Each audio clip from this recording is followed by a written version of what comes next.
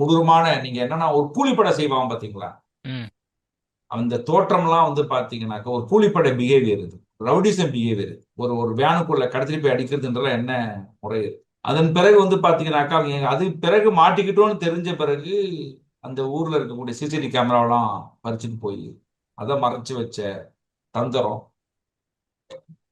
ஒரு ஒரு சாதாரண ஒரு ஏழை எளிய ஒரு கோவில் காவலாளிய இந்த அளவு கொல்ல முடியுது அப்படின்னா சிஸ்டம் எவ்வளவு கேவலமா இருந்திருக்கு. இதெல்லாம் வெளியில தெரிஞ்ச சம்பவம். வெளியில தெரியாமல் கொல்லப்படாமல் அடித்து சித்திரவதை செய்யப்பட்டு நீ வெளியில சொன்னா உன் மேல அவ்வளவுதான் கேஸ் போட்டுன்னு சொல்லி மிரட்டப்பட்டிருக்கக்கூடிய இது போன்ற இளைஞர்கள் மனிதர்கள் ம்.